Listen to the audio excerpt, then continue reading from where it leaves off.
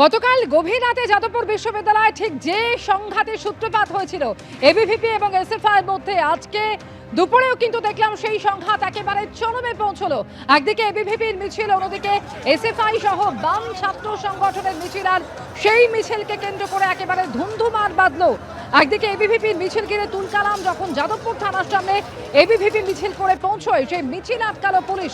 গতকাল রাতেই যাদবপুর উত্তপ্ত হয়ে উঠেছিল, যেখানে সংঘাত একেবারে চরমে পৌঁছেছিল। আজকেও কিন্তু সেই সংঘাত, এবিভিপি সমর্থকদের মারধরের অভিযোগ, অন্যদিকে পাল্টা এসএফআই এর তরফ থেকেও গতকালকের ঘটনা নিয়ে সরব হলেন এসএফআই সমর্থকেরা।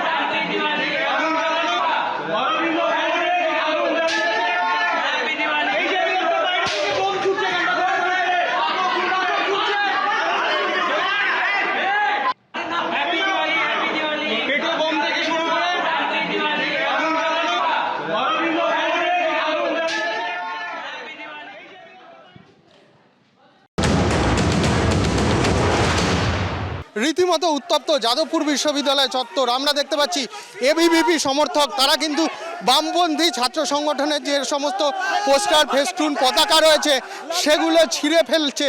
এবং ঘটনার সূত্রপাত বুধবার সন্ধ্যাবেলায়, যেটা এবিভিপির তরফ থেকে আমার সহকর্মী ভগবান শাহ সেই ছবি দেখাচ্ছে।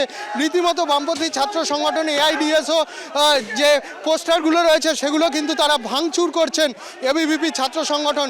এবং তাদের যেটা অভিযোগ, বুধবার সন্ধেবেলায় কিন্তু জেনারেল বডির মিটিং ডাকা হয়েছিল এসএফআই সহ বামপন্থী ছাত্র সংগঠনের তরফ থেকে, এবং তারপর কিন্তু সেখানে এবিভিপির সমর্থকরা যান এবং তারা কিন্তু এর প্রতিবাদ করেন। তাদের অভিযোগ, যেহেতু স্বীকৃত কোনো ছাত্র সংগঠন নেই, তাই জন্য কিন্তু জেনারেল বডির মিটিং ডাকার কোনো অধিকার বামপন্থী ছাত্র সংগঠনগুলোর নেই। এবং রাজ্য সরকার যেহেতু এই মুহূর্তে কোনো রকম ছাত্র নির্বাচন করতে চাইছে না, তাই জন্য তারা তার প্রতিবাদ করে।